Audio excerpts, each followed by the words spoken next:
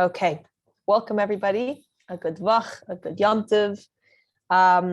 We are here at Living Chassidus. Living Chassidus is an organization based in Crown Heights in Brooklyn, and we care for the incredible women that are post-seminary that come to Crown Heights, usually around shidduchim age and stage. I also want to make a big shout out to a beautiful Shabbaton that we are currently running for our married alumni who are hanging out together. So sending lots of love to them over there. Right now, this is our second Farbrengen as part of our systematic avodah initiative for the Chassidish New Year. So systematic avodah initiative is a program that we do that entails daily reading. You have one page of reading, and at the bottom of the page or at some point on the page, there's a piece that says exercise based on the reading. So during Elul and Tishrei, there's readings about Elul and Tishrei. And during the month of Kislev, there are readings in preparation for the holidays, the incredible holidays of Kislev and some of the holidays of Teves. So the last few days, we've been reading leading up to Tes and Yud Kislev. We've been reading about the Mitteler Rebbe, his birth, his yahrzeit, release, and all of these things. And as people do their reading, they also have questions as part of the reading, and they are meant to do at least one journal entry into a beautiful journal that Living Chassidus gives to you. The entry is between you and Hashem, and we trust you if you tell us you've done it. And for everybody that has done their daily reading and has done at least one journal entry a week, you get to earn yourself a beautiful prize at every Farbrengen that we have. So I want to say a huge mazel tov to everybody. As soon as I have the names, I will announce them. But right now I do not have the names of everybody who did it. But a huge mazel tov to everybody who just earned themselves. I don't know if you can see it properly, but it's a translation called it's called Praying with Passion. It's a translation of Kuntras Inyan Tefillah, a guide to prayer, and it's a kuntras, it's a booklet. I can't really say it's a maamer. It's a full booklet about davening, and it is actually from our from the Mitteler Rebbe, who we're celebrating today and tomorrow in Mirz Hashem, and it is translated and adapted into English by our speaker today, which is a great zchus. So not only do you get to hear from him speak, you also now earned yourselves a sefer, and it was edited and annotated by Rabbi Miriam Markel and Rabbi Yehuda Shimon Markel, and it was donated. All of our svarim tonight were donated by Rabbi Markel. So thank you very, very much for the donation, and may we go Michael Elchayil. Now, we have the most incredible zchus to have not just the author of, or the translator of this book, but the way I originally heard about Rabbi Walters was because he was in yeshiva with my husband. And at that time, this was a hidden treasure that we somehow got through their friendship. And I've been trying to learn it, I've been successfully learning it for a few years. It's absolutely incredible. And actually, I want to give another shout out to my husband, who now has the newer version, which is available on Amazon. If everybody would like, you can search The Gate of Unity, Shar Yichud of the Mitteler Rebbe and Rabbi Walters, and you can get it on Amazon. And now my husband has a daily chavrusa with one of his friends, 15 minutes every day, where they learn Shar Yichud from this sefer. Rabbi Walters is joining us from Chicago, correct? That's correct. Yes, amazing. And this is why we have the great zchus of having it on Zoom. So a huge thank you to the world of Zoom that helps us connect with speakers from all over. And yes, I will pass on the floor to Rabbi Walters now. Thank you so much for joining us. Absolutely, my pleasure. So good yom tov, everyone. So I'm going to speak a little bit about the Mitteler Rebbe and his Chassidus in general, and then we'll learn a few selections which I should have been shared with you somehow. And I also shared another maamer of the Mitteler Rebbe that I translated for my son for mitzvah. If anybody would like to learn that, it's a wonderful maamer. And that was actually the maamer that Yahash every Rebbe had a maamer that they would say every few years to purify the air, and this was the maamer the Mitteler Rebbe would say. And maybe we'll say a few highlights from that as well. So Now, first, I'll just mention, if anybody doesn't yet have the copies, you can personal message me. I did send it out to as many people as I could think of. And if you are here, you can also personal message me and I will send you the copies. and there might be a way to link it in the Zoom as well, I'm not sure. Okay, so yeah, the Mitteler Rebbe in general, his way of learning and teaching Chassidus was very special. Already beginning to the times of his father, he would, teach. He would like explain the maamer of his father, especially so he was put in charge of the younger Hasidim, the younger life, and he would teach them and explain things to them, kind of bring with them. But even when he was very young by his nature, the Alter Rebbe said that he wanted to originally name him Hamnuna, which means like a fish, because his neshama was like the fish that could walk on dry land, that even when they're in the world, they're totally connected to Elokus, and they see everything as Elokus. But the Alter Rebbe's Rebbe, the Maggid, asked him to name him Dever after him, and so he named him Dever instead. And there's a lot of stories. I don't know if we have time to get into all those stories. There's a lot of stories about the nature of the Mitteler Rebbe and his neshama and his seder and avodah. But one of the really special qualities of how the Mitteler Rebbe taught Chassidus was that he would really explain everything very, very at length and really bring it into a lot of mishalim that are very relatable, much more close to understanding. And this is something that carried over also somewhat in general in the style of the Rebbeim afterwards. I mean, Alter Rebbe already towards the end of his life started saying maamer more in this style that were longer and more explained. But the Mitteler Rebbe really, that was his style in a tremendous way. And it's worth noting that like the Rebbe Rashab's style is the most connected to the Mitteler Rebbe, that a lot of times the Rebbe Rashab's maamer are actually maamer of the Mitteler Rebbe with added explanations. But anyway, his style was with a lot of explanations and with a very big geschmack in learning Chassidus. At that time, in general, the Mitteler Rebbe really wanted the Chassidim to have a big geschmack in Chassidus and in the avodah. It's a famous thing that he wanted that when two Chassidim would meet, they should speak about Yichudei Ilah and Yichudei Tah, the upper unity, the lower unity. And this is something that to a large degree really came to happen in the times of the Mitteler Rebbe. At those days, in order to come hear maamerim, you had to come at a certain time, and you had to chazer the maamer at every town you stopped off on the way home. So they were spreading Chassidus, and a lot of even young Chassidim became very accustomed to learning in a very deep way. And by having to give it over, they also understood it much better and became very familiar with it in a much deeper way. Also, the Mitteler Rebbe encouraged that the Chassidim should learn together as a group. They should come to the Rebbe together. So instead of just people, each one making their own trip to come visit, they should get together, everybody from the town or whatever, 10 people, 20 people, however many people could come. They should come together as a group. They should hear the maamer. They should study it together, talk about it together, and go back. And that's a very important thing that applies now also, that it's much more beneficial when you can do something together as a group and have learn together, and to bring about it together, and work together in avodah. It's much more beneficial and has a lot more meaning of Ahavas Yisrael there than just everyone doing it on their own. There's a tremendous letter, and there's some of these letters about the Mitteler Rebbe's Chassidus and things printed in the back of some of the new editions of his Sfarim. So if you have the new Derech Chaim or the new Emrei Bina, possibly some of the other newer Sfarim that I don't have the newest edition maybe of, they printed some of the letters about different things about it. And there's a letter where the Rebbe's father of Leivik explains very at length about the uniqueness of the Mitteler Rebbe. It was a letter for Tes Kislev. And he explains that there's an idea in like Kabbalah that there's something called Or Chayas Kayach. There's the idea of a light, and then there's the idea of Chayas, which is like giving life or consciousness. And then there's the idea of Kayach, which is like when either seeing or hearing or any of our faculties. And he explains that the level of R is where something is affecting it from above, but it doesn't, like the aura of the neshama shines on the body, but it doesn't come into the body.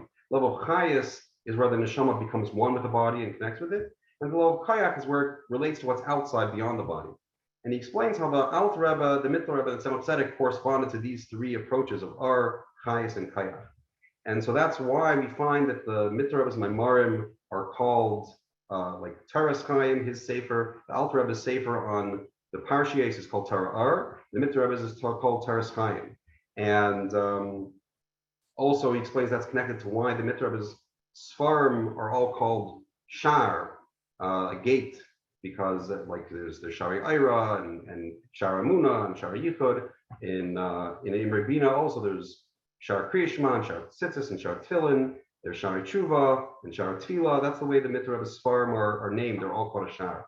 And he says this idea of a Shar is connected to this idea of Chayes, that it's being explained in a very big, broad way, and that the style of the Mitteler Rebbe's Chassidus is that it gives you an understanding that can really become part of you, and you can have a real geschmack in it in a way that becomes one with you. And he says that this is very much connected to actually the type of learning of Mashiach and the Gilia Yechida.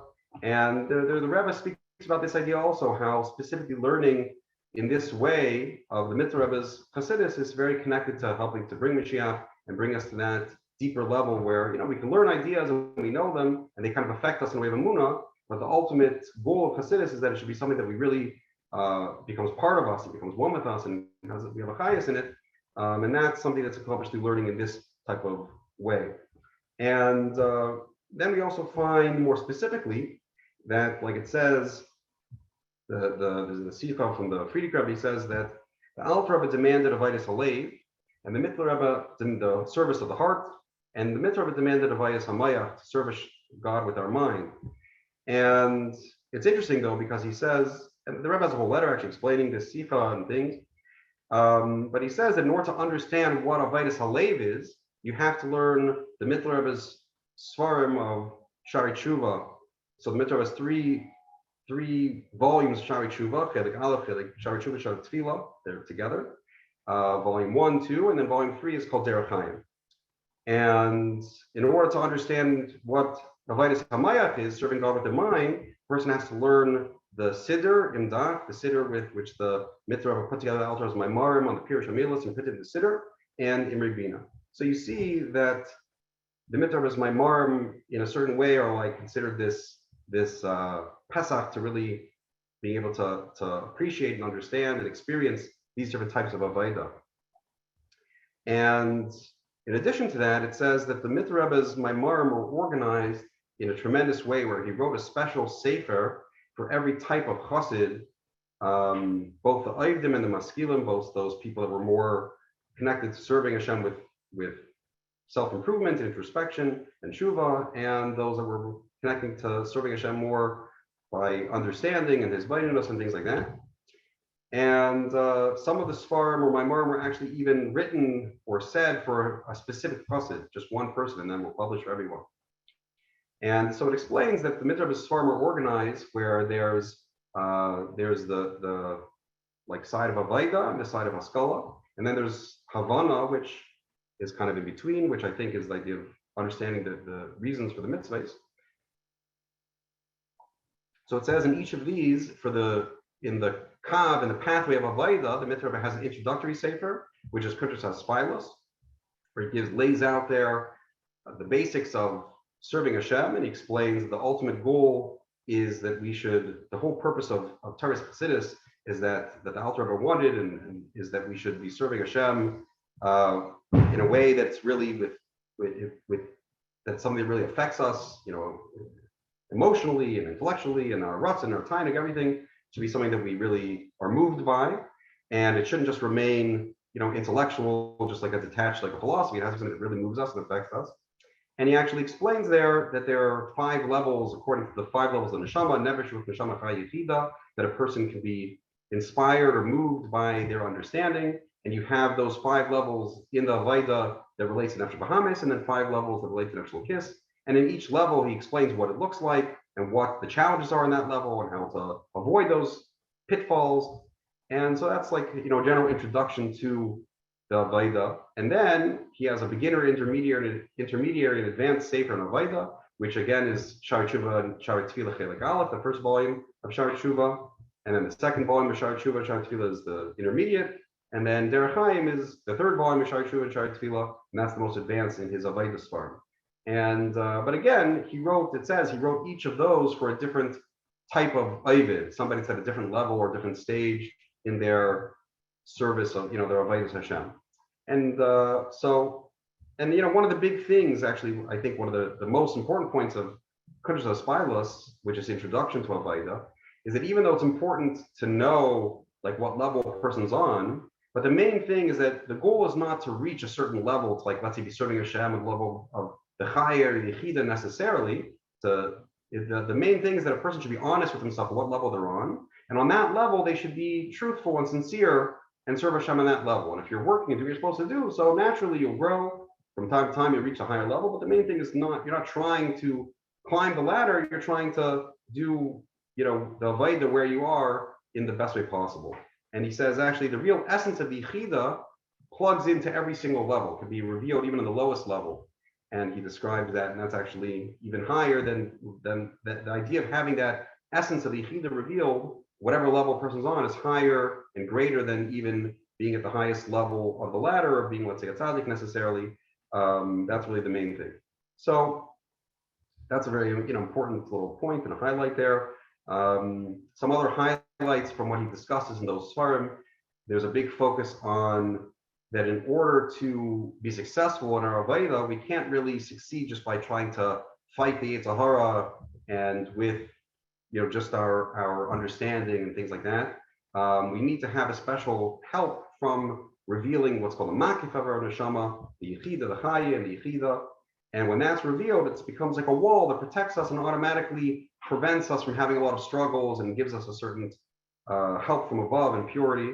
And in order to achieve that, it's through specifically Kaddish Atzmacha B'Mitteler, by doing things, making yourself holy in things that are not specifically a mitzvah, but just your daily things, the way you eat and the way you sleep and the way that you do those kind of mundane things, or even just the way you talk, by trying to bring holiness into those things that are not a mitzvah per se, that actually gives you this deeper connection, because the idea is that it shows that that's really where your true desire is and your true identity is, because it's something that you're not necessarily obligated to do, but the fact that you're plugging yourself in, you're trying to connect there, that like tells your subconscious, so to speak, or it opens yourself up to this idea that this is really who I am, this is my identity, and that automatically gives you this deeper connection, which makes your whole Avodah much easier. And that's one of the big themes throughout the Shari Tshuva Sfarim.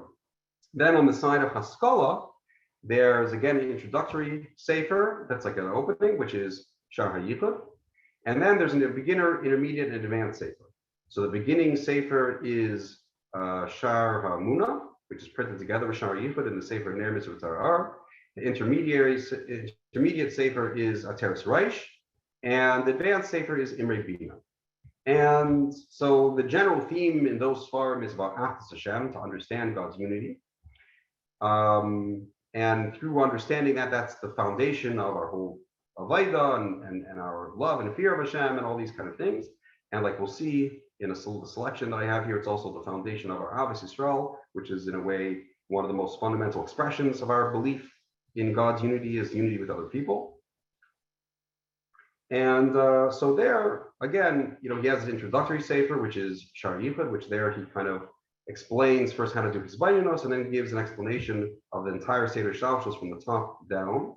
And that kind of is meant to be, it's called the Kiddush Chassidus, which it says there's of the Mitteler Rebbe Sfarim, there are two Sfarim that says it for all Chassidim, and it's brought in Hayom Yom, and this is one of them. It's Hayom Yom from Shushan Purim. And so this is called the Kiddush Chassidus, that it like unlocks, just knowing what all the words mean and everything, and knowing all the stations. So that's the first thing. Then Shar Muna is themed off of the progression from Pesach and the Gula of Pesach to Kriyas Yamsuf on Shvi Shal Pesach, Chachan Shal Pesach, and then finally the Gula Hasida, the Mashiach. So progressing from Yetzias Mitzrayim to Mashiach, that's kind of the theme of the Sefer. And the idea there is that he's explaining that we're starting out with just simple Emunah. Then we develop understanding and das and maturity. But in order to really have perfection in our avodas Hashem and our connection to Hashem, to really understand Hashem, it can't just be through intellect. It has to be starting from and founded on that simple emunah. And then when we plug that simple emunah into our understanding, we bring the two together, then we can achieve the Gili of Mashiach, where we can really see godliness in the world around us. And it's so, just the emunah alone, just the seifa alone won't be able to do it, but putting the two together, that gives us that ability. So I wanted to just go through a couple selections here so I have here the introduction to, the introduction to the Sefer Shar Emunah is very long, but I took a little bit from near the end, which I find very, very powerful and very important. And it's a theme that we find also a little bit in Tanya, these kind of things, and this is the importance of how Avos Yisrael is intrinsically connected to our belief in Hashem. Like the Alter Rebbe says in Tanya, that if a person has a bad thought about another Jew, he has to push it away like a thought of a Avodah Zarah. Or the Rebbe Shab describes how if a person thinks a bad thing about another Jew, it's like if a king chooses something and then you speak against it, it's like rebelling against the king. You're saying he made a bad choice. So here, in a similar way, the Mitteler Rebbe discusses this connection. And so he's explaining the idea of how previously, right before this, how in the time of the first Beis Hamikdash, godliness was very revealed. There was miracles revealed in the Beis Hamikdash. There were Nevi'im, there was prophecy, and all these things. And so therefore, since the world and the Jewish people were on this higher spiritual state where they were connecting to godliness in this way, the challenge to that was false prophets and avodah zarah and these kind of things, that there was this challenge to get people to believe in these false beliefs about God and godliness directly. But now he's talking about how that changed in the time of the second Beis Hamikdash. So I'm going to be starting from the beginning of this sheet here. This is again from it's in the end of the introduction of Shar Emunah, and I was able to get this online. If you go to chabadlibrary.com or .org or something, they have a lot of svarim there in text that you could format, you can copy and paste. That's where I got it from, in case anybody is looking for it, doesn't have the sefer. But in the time of the second Beis Hamikdash, so then spiritually the world was on a much lower level. It was lacking, it says 5 things. They didn't have the Aron. So in the Beis Hamikdash, in the whole Kodesh Kodashim, they didn't have the Aron Kodesh. So a lot of times when people draw, let's say, pictures of the Kohen Gadol doing the Avodah, they'll draw the second Beis Hamikdash, but they'll draw the Aron there. That's not correct. In the second Beis Hamikdash, they didn't have the Aron. They didn't have the Luchais, which were in the Aron. They didn't have Nevuah. They already lost prophecy. They just had Ruach HaKodesh and a Baskal, but they didn't have full Nevuah anymore. They didn't have the Man. They didn't have these different things. The Urim B'Tumim. They didn't have the names inside to answer their questions and things like that. So those different spiritual revelations were missing. Rak Or Elokim Ma'at Mizer Nishar Bevaskol, which is a little bit of godly light that was still shining into the world through a Baskol. A Baskol means an echo, really. And this idea that godliness is not being revealed directly through a Nevuah, but it's being revealed indirectly. Sheshimshu Baikulu, so they're able to still use a Baskol, like in the time of the Gemara. There's many stories about how they would use a Baskol.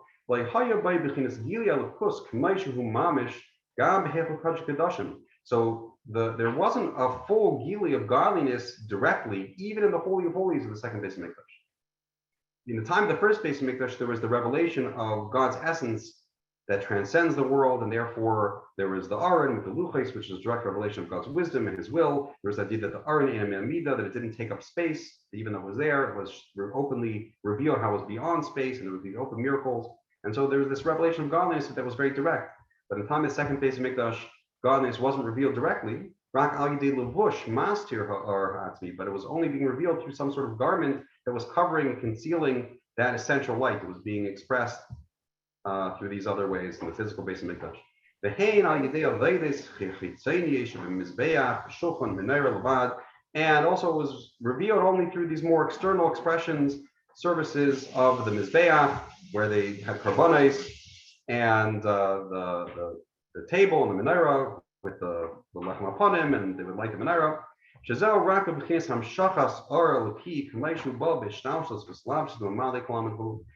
is the way that godliness was revealed when it comes down into the world in the way of maamer. In other words, the way that the idea of maamer is how God is revealed in a way that we can understand it within our own limitations. So, like for example, our neshama, the way it's revealed in our body, we experience it. We can see, we can hear, we experience consciousness in a limited way. But the real essence of our neshama, of what it is, even our own neshama, we don't really know what it is. We don't experience directly. We just see how it's manifest within our body, but that's a very small part of it. So in a similar way, and even physically, like most of who we are and most of what keeps us alive is things that we don't understand. We don't know how our blood works and how all the cells in us work and all these things. We're not constantly aware of telling our heart to beat and our lungs to breathe and all these kind of things. It happens. It's being Hashem does it for us. And so in a similar way, most of the, what's revealed within the world, that is just this very limited expression, what we can understand and appreciate of God is a very limited thing. And the idea of Seder Kloman is how God is, in essence, the idea of revealing how God is essentially that he transcends the limits of the world. And that's, really in everything, that God is choosing everything, controlling everything, way beyond anything that we have awareness of or control of. So can I ask, sorry, just to be clear, I have a few people asking me, we're doing the maamer that says, the title of it's Pure Air, right? No, I'm doing this paper that I sent. The one that says Mitteler Rebbe. I'm doing the introduction to Sharamuna. Ah, perfect. Okay, now everybody's on the same page. Okay. Thank you Sorry so for the confusion. No problem. Thank you. I'm on the fourth line here. Okay, great.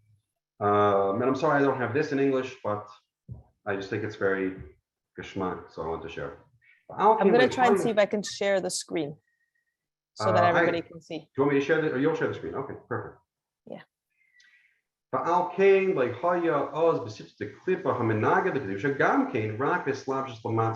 so therefore, since godliness was not revealed directly, but it was only revealed as it comes down into the physical world or into these lower expressions. So therefore, the klippa that was opposing it also wasn't opposing directly the belief in God, but it was opposing only how godliness comes down into the world.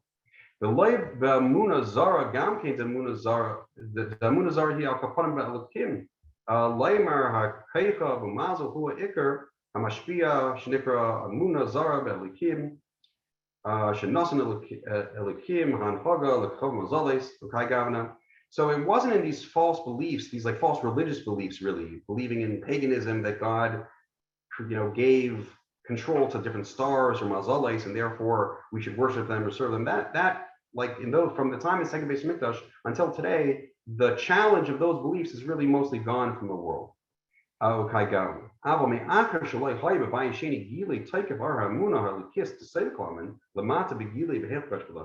being that at the time of the second Beis Mikdash and until now, there wasn't this revelation of the full force of the belief in godliness, the way that God's essence transcends the world. That wasn't something that was manifest down here of seeing, open miracles and those kind of things. So therefore, there wasn't this opposition to that of having false prophets and things like that. But instead, the opposition of the Klippad, since the time of the second Beis Mikdash, is in false beliefs that relate to the world. And this is the idea of sinas chinam, of baseless hatred. That was the time of the second Beis Mikdash, and unfortunately, we still have to correct it.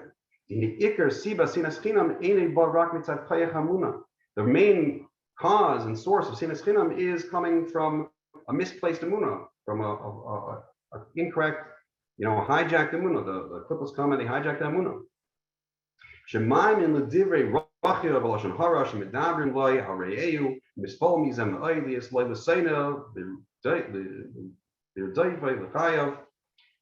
That's because a person believes the stories and lashon hara that somebody tells about their fellow, and they become very moved by this, and they start viewing, now they re-believe it to the point where they view this person as their enemy that's trying to kill them, literally, that's like pursuing their whole life.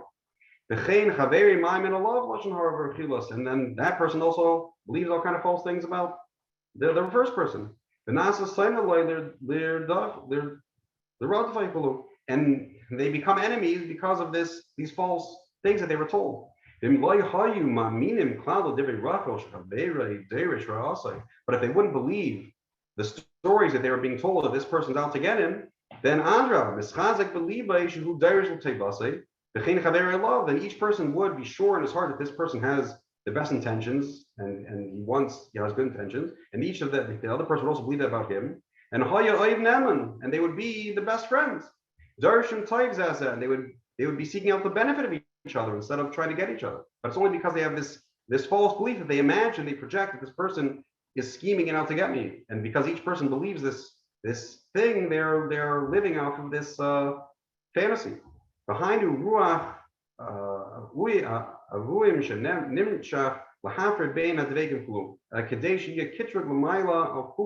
and this is this spirit of strife that is brought down by the klippas to cause strife between friends or communities and things like that, so that there should be a decree above against all of them, right? Because when there's not achdus and there's not shalom, so then they can decree, look, they're fighting with each other.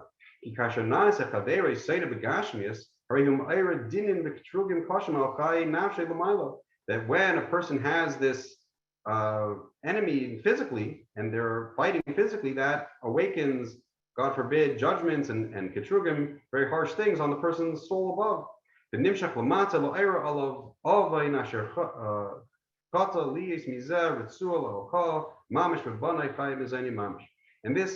arouses upon the person that this kitrug causes the person to then sin, which then that sin leads to become like a whip that can, God forbid, bring punishment on the person.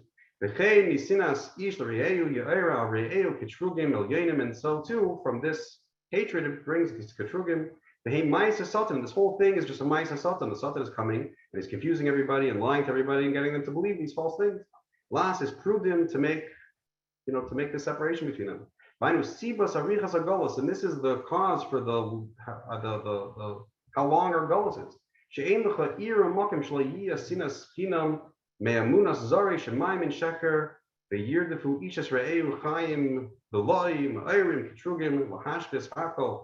And there's no community where you don't have this thing where people have this sinas chinam because they believe false things against the other people, and therefore they're fight and they think they're out to get each other, and this arouses all these ketrugim and destroys everything, God forbid. Especially in our Dar Yasam, so he's speaking in those times, especially there was a lot of fighting between the Chassidim and the Misnagdim and all these kind of things, and even within the Chassidim between there was a lot of people that with the Alter Rebbe already it was complicated. There was a lot of politics going on already, and it made a lot of problems. And that's actually what caused the Alter Rebbe and the Mitteler to be in jail, was from from this infighting of Jews with each other, and that's what caused the Korban Bayasheni. Also, if you look at history, unfortunately, it was a very tragic situation then too.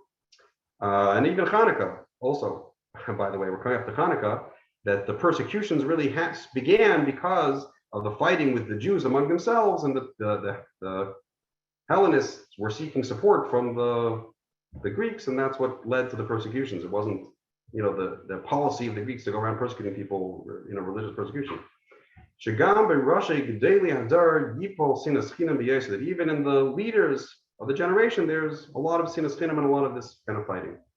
And this is an introduction to a sefer, which is not an Aveda sefer per se. It's the sefer is about emunas Hashem, but this is the idea that the idea of our belief in Achdus Hashem and God's unity, that these days the main expression of that is in Avos Yisrael and being to have unity with another person, and the main challenge to that is sinas chinam. And so one of the big things in our Aveda, in our work to Avodas Hashem and to really understand and internalize what we're learning Chassidus is to counter that and train ourselves to believe with simple emunah, just as we believe in the one God, that our friend, our fellow, really they're our brother, they're our sister, they want what's good for us, we want what's good for them, and maybe there's some things on the outside that's not allowing it to be expressed. But if we believe in that, and we connect to that, and we talk to that part of them, that we'll be able to make that connection, and that's really there. Like the famous story with Aaron, how Aaron would go to two people that were fighting and say, really, he regrets it, he wants to make up, and he's just embarrassed. He would tell that to both of them, and it wasn't a lie because he saw this and he believed this was so clearly that the people, they really want to be friends, they want to work together, they're really brothers, and it's just these false beliefs that are getting in the way. Like it was in the time of the second base of Mikdash, and that's what caused again the destruction. If you read the history of it, it's very tragic. Iker Hasina Shalovad Amuna Lidavar Rechilos Lashon Hara Shekerhu. And aside from the false belief that come from believing these stories that people tell, Lashon Hara and Rechilos and these kind of things about other people, Hu Hakina La'asher Matzliach V'Karnasasai, is this kind of class warfare where people are hate or are envious of a rich person and somebody's successful in their parnasa, and then sheikanu by they're envious of him, they're jealous of him, the sanehu, and they'll hate the taklis, and they hate them. And this was soon before the communist revolution and things like that. And this is unfortunately due to our many sins. This is very common.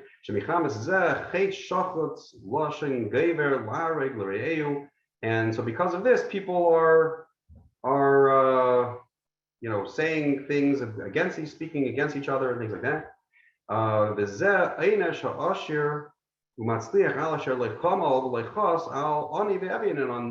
on the one hand, he's saying that people shouldn't hate somebody that's successful. On the other hand, he says that this can come onto a rich person if he doesn't think about and care for the poor people and show pity and compassion to them. He just feels, no, it's all for myself. And so he takes all the profits for himself and all the work and things he puts on the poor workers. He do it to make it easy for himself, right? So if somebody's oppressing their whatever their workers, the servants of these poor people, so then it causes this, and it goes both ways of each person not seeing the humanity and appreciating the other person. And I think, I wouldn't Kedai get into too much, but I think these days, even in the world in general, you see a lot of this, in politics and class warfare and racial tensions and all these things, which are all totally a Maisa Satan, and in the world at large, but definitely within the Jewish people and within the Chabad for sure. In Chassidim, we should all definitely strengthen our emunah in each other, which is an expression of our emunah in Hashem. So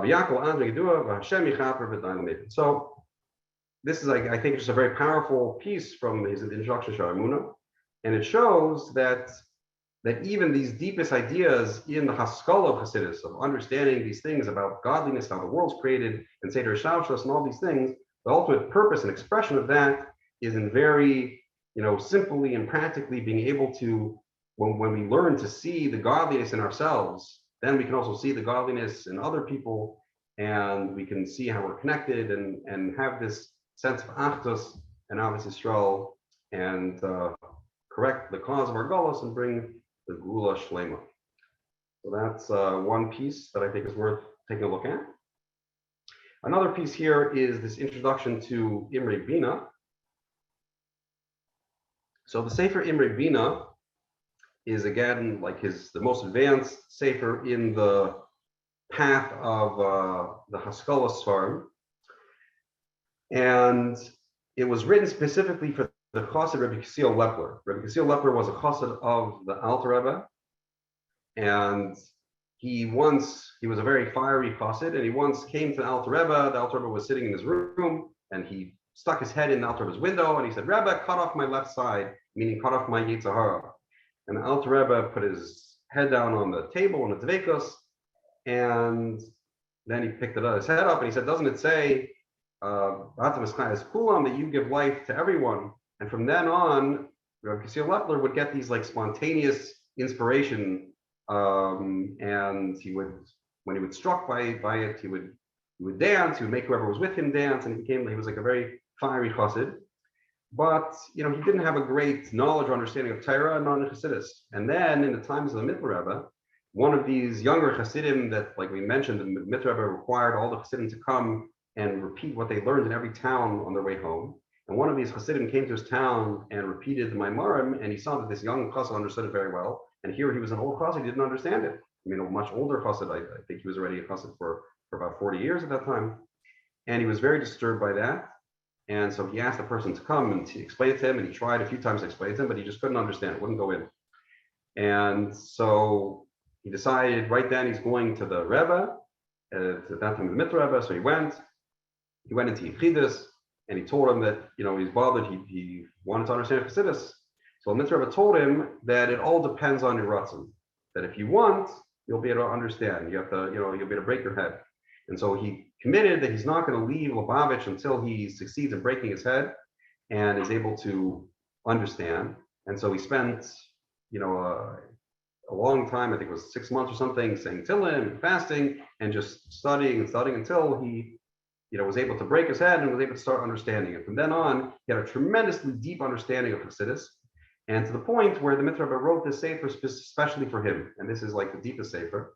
And actually later, the Rebbe Rashab, when he was working on learning it, he sent the Frierdiker Rebbe with questions because this Rebbe Kislev was still alive, was very old. And he went to him and he said he'll make him a deal that he'll answer his questions if he'll answer the questions that he has on the Rebbe Rashab's maamer, and he'll go back and forth to his father. And the Frierdiker Rebbe said it was some of the best times of his life when he was going back and forth with these questions and these answers and things like that. And it seems that Imre Bina, the Hemshech Ayin Beis of the Rebbe Rashab, which is the Rebbe Rashab's longest and most, and deepest Hemshech of Maimarim, is based on a section of Imre Bina. And the Rebbe Rashab describes how much exertion he put into, says how that he lost a lot of hair from the mental exertion of studying Imre Bina. And it's a very also, one thing that's worth pointing out here is that the style, and the Rebbe brings this down also, but Mitteler himself said, the style of the Mitteler's maamer, the way they're written, is very different from the Alter Rebbe's. So, for example, there was a chassid that the Mitteler Rebbe told to study Tanya and Imre Bina. And after he studied them, and he came back, and he had a lot of questions on Imre Bina. So the Mitteler Rebbe told him that the way I wrote my Imre Bina is not like the way my father wrote Tanya. When he wrote Tanya, he was medayik in every single letter, and even just on one vav. But when I wrote the sefer, I wasn't as medayik in the words like that. And so to understand it, you have to learn it once, twice, 3 times, 4 times, 5 times, then you understand it. And in general, that's the style the Rebbe says that, like, if some of the Rebbeim, they were very medayik in the words, and in general, like certain svarim, there's an inyan to be medayik of the exact wording, like in the Mishnah, we do that. The Gemara, we don't do that. And the same thing in the Alter Rebbe's maamer, we are learn things that are very medayik in the exact wording. And the Mitteler's maamer, that's not the style of how it was written, how it should be learned. It's more that you have to learn the whole thing and understand the flow. And only from understanding the big picture of the flow can you really understand the words. But sometimes if the words aren't clear, you need to, if you just try to look at the words, it won't be so clear unless you get the whole picture. So anyway, it was a little bit a different style of teaching and learning. But here's a very, again, a piece from towards the end of his introduction in Imre Bina that I think is worth taking a look at. And here the Rebbe is talking about the importance of Achdus Hashem, learning about God's unity, and that a person shouldn't, and the proper way to learn it. So previously, before this, he was explaining the importance of not learning it in order to, be able to show off one's knowledge and be just to know levels and names of, the Kabbalah and things like that, to be like a makubal. He says, like, is customary amongst the Mekubalim. He says that's not the proper way to learn it, because the purpose of learning all these things is not just to know names of levels and angels and things like that, as if it's its own, like just some separate thing. The whole point is to see how God's essence permeates everything, and it's all just uniting with Him and not making it a whole separate thing. So that's one thing, not to have that kind of arrogance that comes from that. But here he goes the other way, that sometimes people excuse themselves from this obligation because of a false humility, and he speaks to that, not to have that kind of false humility.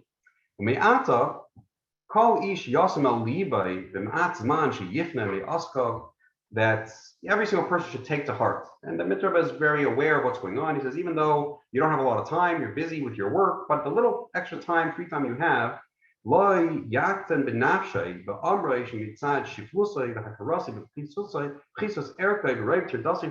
person shouldn't say, listen, I know who I am, and I know how low I am. I know that I'm on a very low level in serving Hashem. I know I'm so busy. I don't have time to really learn and daven properly. So because of that, a person might say, Mi amaychi, who am I? Who am I to come to these high levels in his fightedness, in studying and contemplating godliness, coming to things that are deeper than what the mind and the heart can contain, to really come to like an awareness, a spiritual awareness of the neshama that's beyond understanding, that's really, again, plugging the muna into the understanding.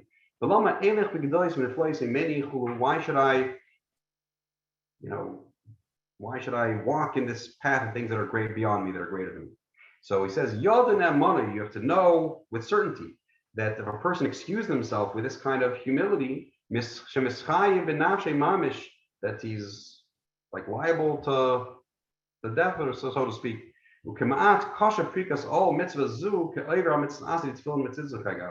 And excusing oneself from this mitzvahs, it's almost as serious as not putting on tefillin or not wearing tzitzis or the like. Because someone who doesn't put on tefillin is called a rebellious person with their body. They're rebelling against God with their body. But this is rebelling against God with the soul. That person's not developing their emunah in God's unity and things like, which is the whole foundation of the whole Torah mitzvahs.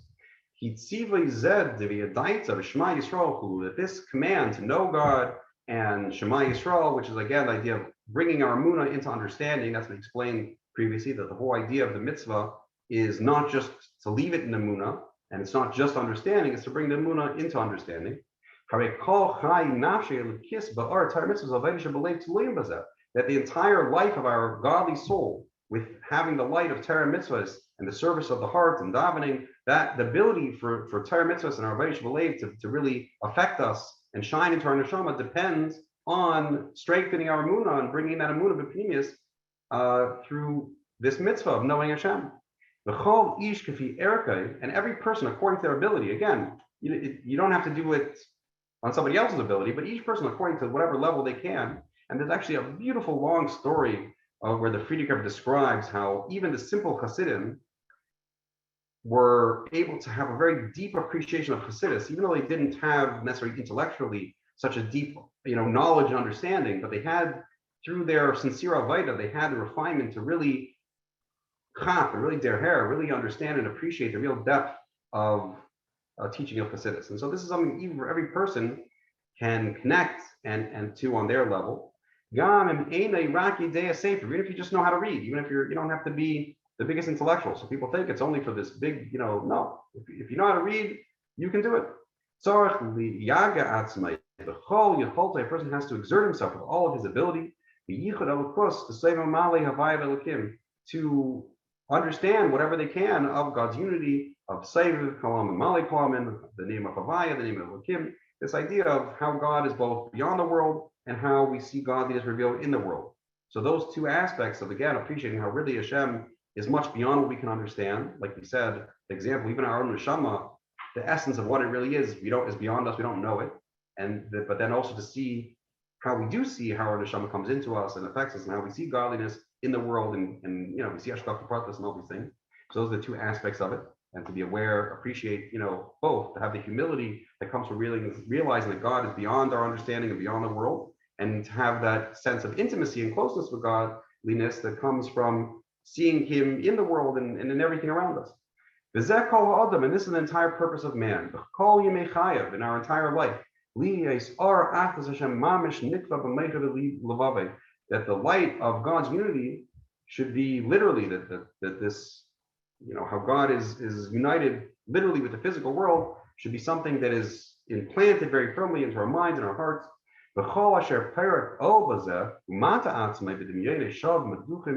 And anyone who casts off this yoke, this sense of responsibility, and feels like, I don't have to do this, not for me, I don't have to do it, and he fools himself with these fantasies, for example, this kind of false humility, it's only the advice of the Yetzer Hara, to push the person away and to distance him from the light of the face of God, so that he won't be able to perceive the light of God in his mind and his heart, so that he won't have that awareness of godliness. V'zehu siba b'shorish l'chol din kasha l'mshachim al chol ish l'fi darkei. And Rahman al-Islam, this is the source of all the harsh judgments that come upon a person. Like it says in they are not a nation of understanding. They don't try to understand Hashem, and that's the introduction to describing all kinds of things that are negative. Like it said, the Navi rebukes the Jewish people that my people don't know me. They're not misbeinen. They don't try to study to contemplate godliness. Woe to this sinful nation. And it says in Parshat Vayelech, and therefore I'm going to hide my face from them. And they'll be consumed by their enemies, and they'll have all kinds of, God forbid, all kinds of troubles. And they'll say on that day, then they'll recognize that it's because God is not in me that these things happen. And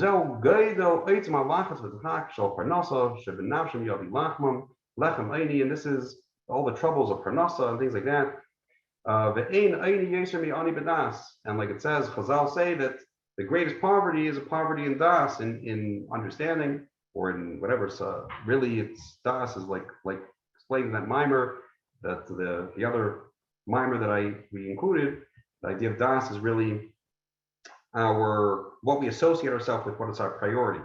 So when a person's priorities is in the wrong things, when a person attaches themselves to things in the physical world, and that's their whole priority in life and their whole identity, so that's what causes a person all kinds of troubles. When a person attaches himself to God and godliness, so then they are freed from all those troubles and they're able to go in a smooth, good way. And this is what it means that they will be consumed spiritually. That spiritually, by not connecting to godliness in this way, not having this awareness of godliness, so then our spiritual awareness becomes swallowed up, God forbid. And then that spiritual lack of our neshama shining leads a person to go astray and causes all kinds of physical problems too, God forbid. It's our take of hadin and akashim atrigim rabim v'maylu v'mata lo'era sina v'leiv lirdei ad l'charma v'luchanius v'lu. Kumayja kosav lomaro to goyim hu al amcha yirimu side v'hu v'nachidim yigoyim v'lizakar shem yisrael v'chulu. And he describes, how the different kitrugim and things like that. And all of this is again because God is not within me. Elokai mamish, that should be the idea of Elokai means it should be my God, which means that it should be something that I understand and feel a personal connection to. It shouldn't just be like the Friedrich Rebbe says that we say in Oz Yashir in davening, Mezek Keli v'Anveyu.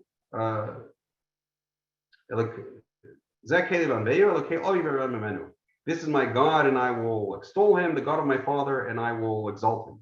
So he says that if it's Zekeli, if we relate to God personally, where we try to understand and connect to God on a personal level, so then it's Anveyu, it's Ani V'hu. The word Anveyu is the two words combined, Ani and V'hu. It's I and he, that we have this direct personal connection, that it's like me and God directly, that Hashem is right here with us. But if it's Elokei Avi, if we just rely on, well, it's my tradition, but I don't personally connect to it, it's just the God of my father, so then then God is like very high. It's like he's up there in seventh heaven somewhere, but we don't have that personal connection. And so the Friedrich says a person's always at a crossroad in his avodas Hashem. Am I going to take the path of Keli, it's going to be my God, or just leave it to Elokei Avi, just leave it as something that I inherited in Amunah, but it's not something I'm going to work for.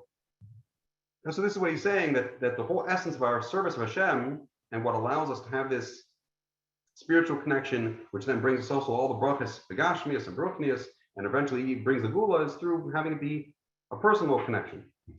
The kai mamish, that should be literally my God, and this is the idea of God's simple unity. That should be implanted. In other words, we should really understand it and relate to it in a very personal way in the heart of each and every single Jew. The mitzvah is yichud elyon kriyishma, in this mitzvah of kriyishma, each person again, the Mitteler Rebbe always says each person according to their ability. That we're not demanding that you be something you're not. We're demanding that wherever level you're on, you do according to what you can do. The davka b'Hashem echad, to connect to the one God, the meicher, the liba, in his mind, in his heart, the kavana, the rusa, the liba, davka with intention in the heart and with a desire that should be something that you really, it should be what you really want and your priority in life. Elav davka v'lei midais, like it says when we daven, it should be for God Himself and not for His midais, that we shouldn't get distracted by anything else. We should just want God Himself. And it says that when we commit to Hashem in this way, that when we direct our priority just to Hashem, so then Elav Yosef, and He gathers us in the Mesiras Nefesh Echad. That when we have this Mesiras Nefesh, when we say Shema, the mitzvah of God's unity of Echad, which is the idea of committing that this is my top priority, this is my identity, try to become aware of that aspect that my neshama is connected in that way. So when we connect to that, when we bring that awareness in, so then so then this spirit, this arousal that we have brings a corresponding thing from above. So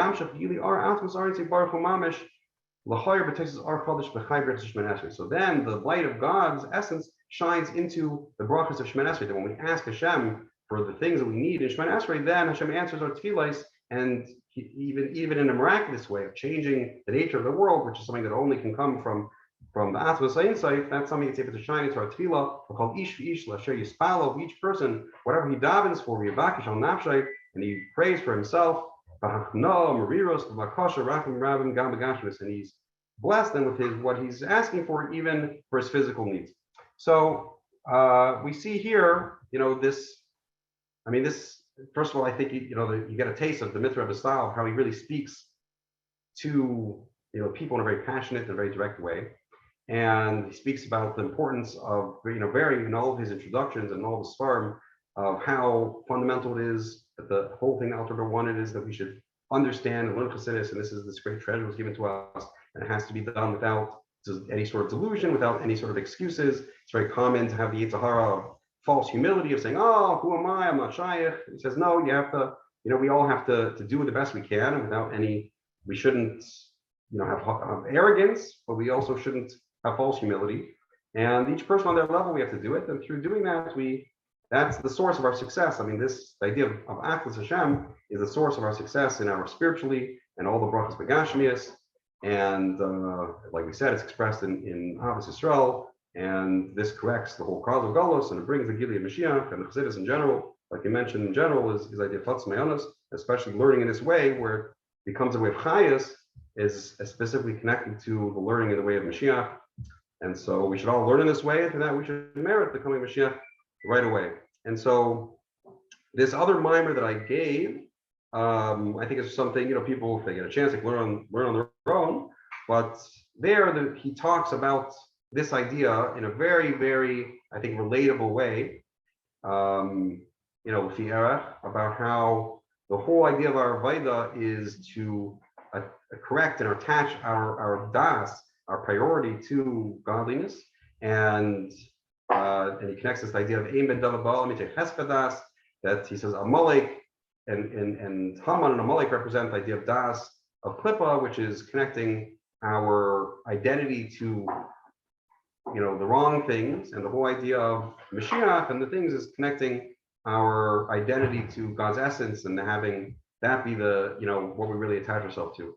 And he describes how that's also the source of all these brachas and things, and physically and spiritually. So I think it'd be very nice thing to learn.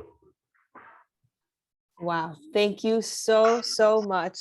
We have a lot of thank yous on the chat. We really appreciated that, and we also really appreciate your explanation. So thank you so much. It's such a great zchus to have you here, and thank you to everyone who joined. And for everyone who earned the sefer, you can be in touch with me to come pick it up. A huge mazel tov to you, and thank you so much, Rabbi Walters, for everything. Absolutely, pleasure. Hey, good Yom Tov, good vach, everyone. Good Yom Tov, good vach. Rabbi Walters. Oh, he left. Okay.